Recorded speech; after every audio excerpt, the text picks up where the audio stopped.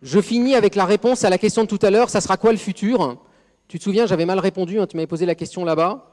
Maintenant, je vais un petit peu mieux répondre. Et je vais vous dire, si on jouait à la science-fiction, à quoi on arriverait?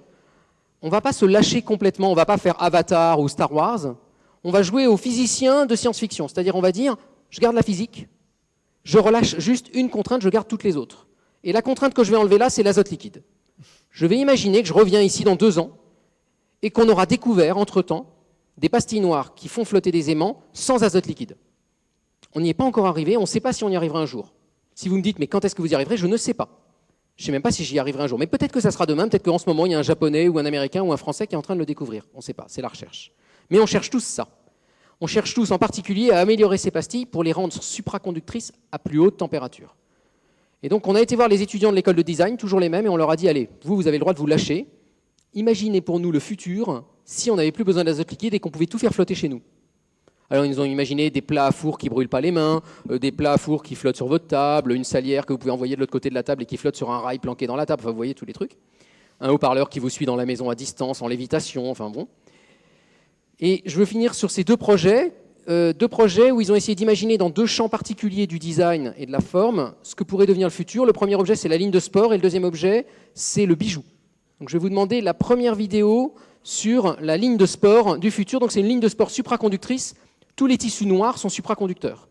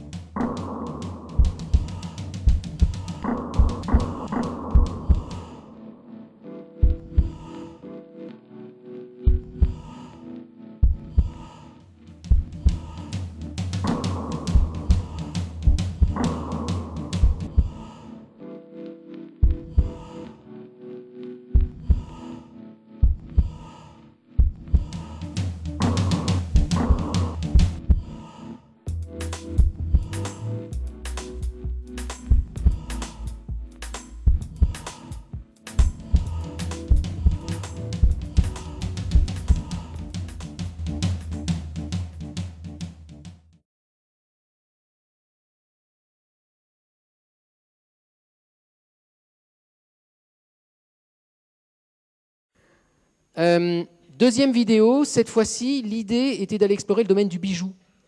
Donc de réinventer le bijou supraconducteur. Et là, vous allez voir 2 dispositifs. Un premier qui est la lévitation qu'on a vu tout à l'heure. Un aimant lévite au-dessus d'un supraconducteur. Et puis le deuxième dispositif, ça sera l'inverse. Le petit train au-dessus du rail. Mais ça, réinventé dans le monde du bijou. Donc comme toujours, au début, la vraie manip, qui montre que des petits bouts de bijoux supraconducteurs pourraient flotter. Et ensuite, ce que serait le futur avec ça.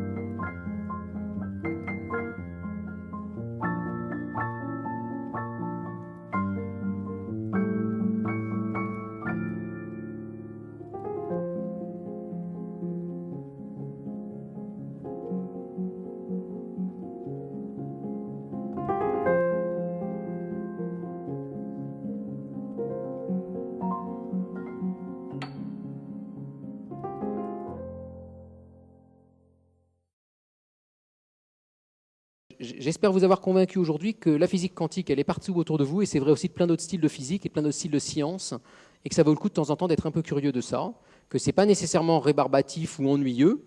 Il y a un côté ennuyeux et dur dans la physique qui plaît aux physiciens ou aux gens qui aiment ça, mais pas aux autres, mais il y a aussi un côté passionnant pour absolument n'importe qui. Et donc j'espère que, au-delà de cette conférence, vous continuerez à avoir un peu un œil intéressé sur ce qui se passe en science moderne, qu'est-ce qui se passe dans les laboratoires de nos jours, parce que c'est ce qui fera votre futur. Et des endroits comme Relais de Science à Caen ou plein d'autres endroits partout en France essayent justement de vous amener vers cette science de façon un peu ludique et étonnante. Je vous remercie pour votre attention.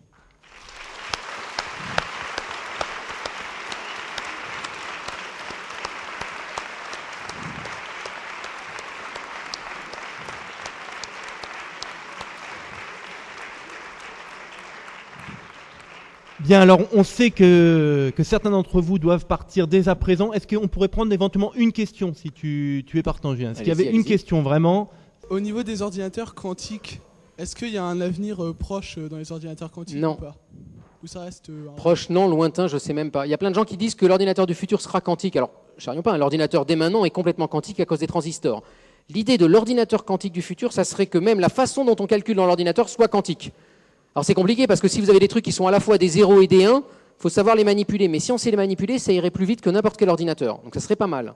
Mais il y a des difficultés techniques monstrueuses avec cet ordinateur quantique. Alors, une des difficultés, j'en mentionne qu'une, elle a été découverte notamment par Serge Haroche, qui a eu le prix Nobel cette année français pour la physique quantique. Il s'est rendu compte, Serge, que quand vous essayez de faire un calcul quantique ou de mesurer un objet quantique, vous avez un temps très court pour faire ça. Et en dessous de ce temps-là, au-dessus de ce temps-là, vous n'y arriverez pas. Et ce temps, ça peut être des microsecondes. Donc vous avez très peu de temps pour faire les calculs. Il faut que l'objet reste cohérent pendant ce calcul-là, et ça, c'est une vraie galère. On sait le faire avec un ou deux ou trois objets, donc un ou deux ou trois, 0 et 1. Le problème, c'est qu'il faut en faire quelques milliards. Et ça, on ne sait pas du tout faire, et il y a plein de problèmes techniques pour ça. Je ne sais pas si ça existera un jour. Je vais être très honnête, mais là, il ne faut vraiment pas que ça se dise sur Twitter. Moi, personnellement, j'y crois pas trop aux ordinateurs quantiques. Par contre, je crois que c'est un super prétexte pour pouvoir faire de la physique quantique formidable. Et que donc, qu'on utilise ça comme prétexte pour qu'on nous laisse faire de la physique quantique qui nous amuse, ça me semble une bonne idée. Et moi, je suis sûr que par ailleurs, on trouve plein d'autres choses en cherchant sur les ordinateurs quantiques qui, elles, vont servir. Mais est-ce que l'ordinateur du futur utilisera la physique quantique pour les calculs? Je ne suis pas du tout sûr. L'autre question qui était juste ici maintenant que le micro Oui, bonjour. fonctionne. Bonjour. J'ai peut-être loupé un épisode et vous avez peut-être expliqué pourquoi. Si j'ai bien compris, donc un objet devient supraconducteur, donc à basse température, avec un duo d'électrons qui se mettent ensuite ensemble pour former une grosse onde qui se met en opposition. Mais quel est le rapport justement avec la basse température? Est-ce que c'est l'ordre des atomes de la céramique? Alors, je vais répondre. Dans les supraconducteurs qu'on connaissait depuis 1911, je sais répondre. Les électrons se mettent par deux, mais pour se mettre par deux, il faut absolument que les atomes soient calmés avant, qu'ils ne vibrent pas trop. Parce que c'est avec une danse astucieuse entre électrons et atomes qu'ils vont pouvoir se mettre par deux. Et pour que les atomes ne vibrent pas trop, il faut qu'ils fassent froid. Et ça, on l'avait très bien compris, prix Nobel pour ça, tout se passe bien. Dans ces céramiques-là, je ne sais pas répondre parce que je ne sais pas pourquoi ils se mettent par deux. On sait qu'ils se mettent par deux, on sait qu'ils forment la vague, on connaît la forme de la vague, on connaît leur forme on connaît tout ça, on ne sait pas pourquoi ils se mettent par deux. Et on sait que ça n'est pas la même raison qu'avant parce qu'ils marchent bien plus chaud que les précédents. Donc je ne sais pas répondre à votre question. D'accord, donc quand on aura trouvé justement pourquoi, on pourra augmenter au cas où la température. Non, ça, j'y crois pas trop, moi. C'est toujours un rêve de dire, une fois qu'on aura compris, on améliorera. En général, c'est dans l'autre sens. On améliore d'après, et après, on améliore avant, et après, on comprend pourquoi on a réussi à améliorer. Enfin, toute l'histoire de la physique des solides, c'est plutôt dans ce sens-là. C'est très rare en physique des solides qu'on anticipe une propriété qu'on vérifie après en créant un nouveau matériau spécialement pour ça. Souvent, on constate que le matériau il marche super bien, et on met 15 ans à comprendre pourquoi. D'accord, donc vous avez parlé d'hélium. C'est au niveau de quelle température, donc moins Alors le record, les supras les plus chauds qui existent au monde, c'est ceux-là, et vous avez vu qu'ils sont déjà très froids. Il faut les refroidir à moins 120 degrés. Vous allez me dire, moins 120, c'est quand même froid. Bon, la nuit, sur la Lune, il fait moins 150. Hein. Donc sur la Lune, la nuit, je peux déjà faire un surf supra, j'ai aucun problème. Sur Terre, on a des problèmes, il faut de l'azote liquide. C'est pas un gros problème. Hein. L'azote liquide, ça coûte moins cher que l'eau minérale. On en a partout dans l'air autour de nous, et c'est pas très compliqué à rendre liquide. C'est plein d'autres problèmes de comment le mettre, comment l'emmagasiner, etc. Mais il y a eu des progrès énormes du côté du froid dans les 10 dernières années. Vous savez que maintenant, on sait faire un truc qui est en gros cette taille-là, qu'on branche sur le secteur, sans liquide, sans rien, on le branche, canette de coca, et qui refroidit à moins 250 degrés. Et ça équipe par exemple des relais de téléphone portable pour refroidir des supraconducteurs pour faire des filtres. Donc en fait, le froid, on commence à être très très bon pour savoir le faire facilement, sans liquide, juste en branchant sur de la prise électrique. Donc je ne sais pas si les progrès du futur, ça sera en améliorant ces matériaux-là, ou en sachant les refroidir mieux? Je ne sais pas vous dire, on cherche. Une dernière question. Là-bas, en milieu de salle. Mais est-ce que votre train quantique il fonctionnerait si le train était un aimant et que les rails seraient en céramique refroidie? Ah, c'est une bonne question. Non, il ne bougera plus. Pourquoi? Eh bien, parce que tu as vu, moi, ce que je t'ai dit, c'est que une céramique, une fois qu'elle est au-dessus d'une configuration de champ magnétique, elle ne va plus bouger de cette configuration-là. Donc, si tu crées la même configuration magnétique en dessous, tu n'as aucun problème, elle ne va pas le sentir. Mais l'inverse n'est pas vrai. C'est-à-dire que si maintenant tu fais l'inverse, c'est-à-dire que tu mets un aimant et que tu le mets au-dessus de plein de supraconducteurs, quand l'aimant bouge, les supraconducteurs en dessous, soudain, il voit qu'il y a un champ magnétique qui a bougé, il n'est pas content du tout, donc il retient l'aimant et il le ramène en arrière. Donc si je faisais le truc inverse, que je mets là des pastilles noires et que je les refroidis et que je mets un aimant au-dessus, tu peux essayer, tu verras, l'aimant il bouge pas, il reste coincé. Donc tu as fabriqué un train mais qui part pas de la gare. Bon, ça tombe bien parce que les aimants ça coûte pas cher du tout et ça coûte cher, donc on préfère que ça soit dans ce sens-là. Hein. Eh bien, c'était la dernière question. Je vais vraiment vous remercier tous.